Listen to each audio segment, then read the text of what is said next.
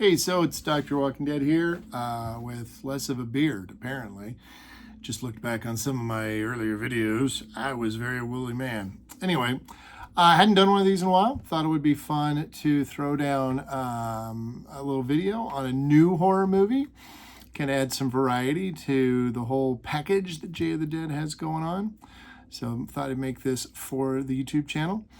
This is a kind of short review of a new horror movie, a 2024 horror movie that is getting some attention and making a lot of people's early year lists, trying to put things together. What I want to talk about is In a Violent Nature. So In a Violent Nature, which is available on AMC Plus for subscribers. It is available on Prime for a $4 rental. This is somehow not rated. I guess they just didn't go through the rating procedure because it didn't get a theatrical release. But obviously it's rated R. It's only an hour and 34 minutes, so that's something that you can certainly handle, certainly take on. And this is from writer and director Chris Nash. Now, my understanding is that Chris Nash was kind of making one movie and then partway they changed their mind and went a little different direction with it. And that's cool. That's totally cool. And we ended up with something that is a little unusual.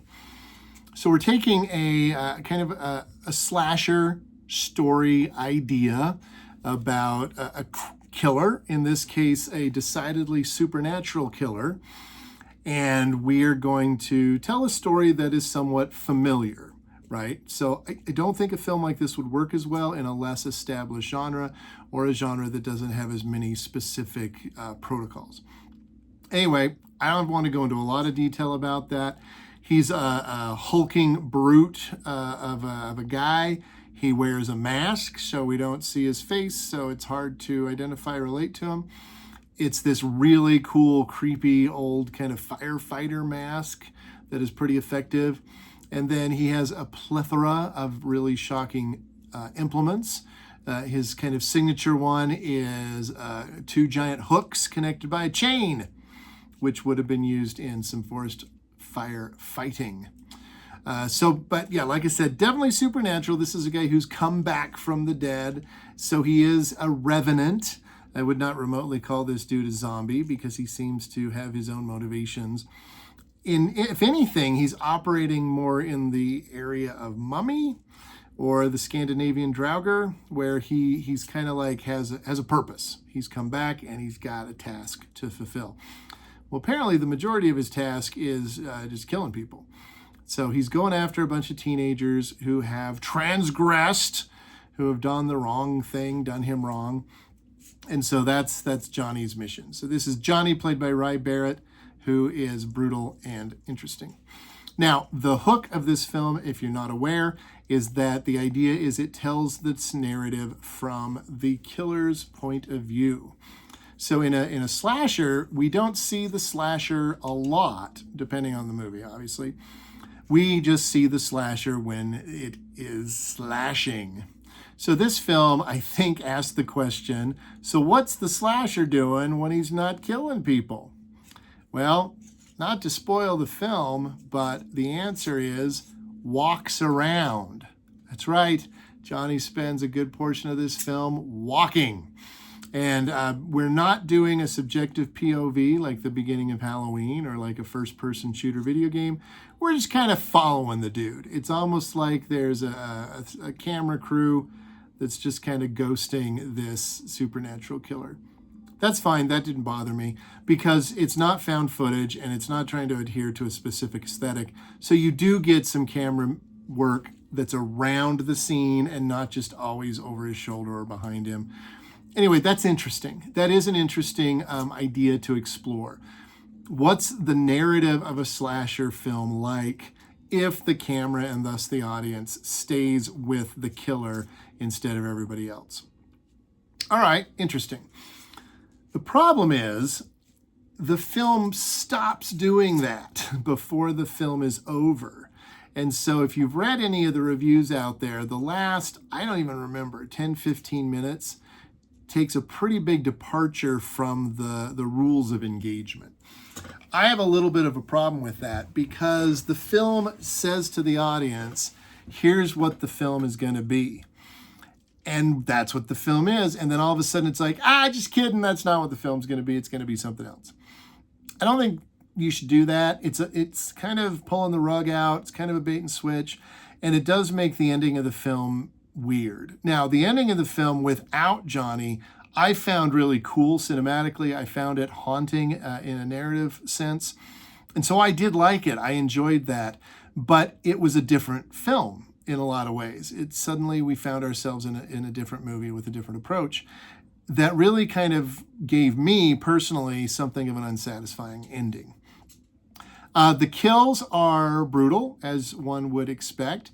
They do not operate within any known law of physics, to my knowledge.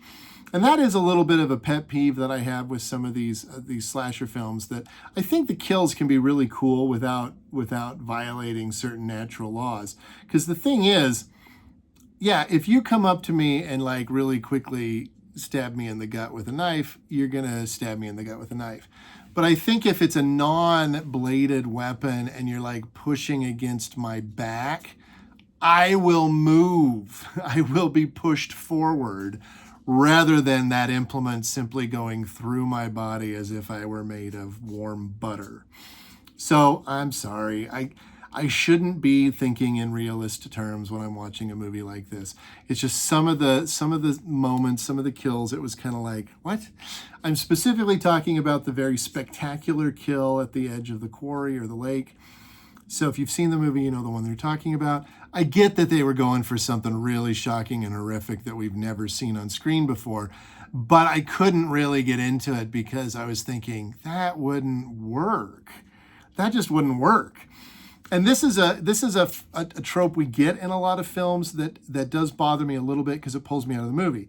For example, if someone suffers from severe bodily trauma, they're not going to just stand there. They're going to run if they can. They're going to collapse, most likely. They're probably going to scream a whole lot. So it's weird. It's an aesthetic, not a realist approach. And again, I get it. I know these films aren't realist. They are, in the classical sense, romantic, not because of love, but because of lack of realism. They're over the top. Fine, I get it. But it pulls me out. The other thing that kind of bothers me is when somebody gets cut clean through and somehow the knife has laser precision and doesn't push the body parts out of the way. You just get like a little line of blood, and then the person realizes they've been hurt, and then the body parts fall apart. Okay, very cool visual. It's stylized. It's comic book-esque. It's not very realistic. Okay, so why am I on this? Why am I on this bandwagon here? Because I think in a violent nature, because of the premise of the narrative and the way it's presented, is suggesting a sense of realism. We're going to tell you the real story. We're going to follow the killer. We're going to present it in this verisimilar terms. And then we don't. It's nitpicky, I know. There's also an interesting kill involving like a log splitter, where the killer doesn't go with it the way I thought he would, and that was interesting. But I also like how we get the sense that this creature that has some underdeveloped thought processes is curious and yes, wants to inflict a lot of harm, but the kills seem to be experiments almost. This idea of, I wonder what would happen if I did this. That's kind of cool. That's kind of interesting. I also like that we get these moments of reflection and contemplation where, you know, the killer just takes a moment to rest and to sit down and to commune with nature as he, she, it prepares to move on to the next grisly task. That's interesting. But there is a ton of walking. If you take out a lot of the non-action, you have a short film. And I think that's kind of what was going on in a lot of the pre-production and in some of the kind of track changing as the film was being put together. Because I did read up about it, and I'm sure that other people have as well. Basically, we had a film that was rewritten and reshot. 70% of the film, according to Chris Nash, a la Internet Movie Database trivia. All right, that's interesting, kind of cool. So I think it's clever, I think it's interesting, and I do think it's noteworthy. Now, you might think from my comments that I loathed this film. I didn't. Giving it a 7 out of 10. I think it's a really solid effort. I think it's a very interesting premise. I would be interested in seeing what Nash does with In a Violent Nature 2. If we build up on this story, if we tell Johnny's backstory, and whether or not the conceit, the idea of following the killer only really gets fully integrated and adhered to in the film. Because that's, I think, where it's interesting. The problem could be that this becomes more of a cinematic oddity, where it's like a film student experiment. I wonder what it would be like if the slasher film was told from the slasher's point of view. Because, of course, it's not actually told from his point of view. It's just primarily shown with him as the primary focus of the camera. And that's different from point of view. So just something to think about. But yeah, 7 out of 10. I do recommend watching it. So this is a rental recommendation. And, I'm recording this at the kind of start of October. This is a good Halloween movie. I think it's a good flick. I think this would be fun with a group. So yeah, AMC Plus, $4 on Prime. So check it out. That is In a Violent Nature, a pretty good effort at an unexpected variation on a known thing. So there you go. Check it out.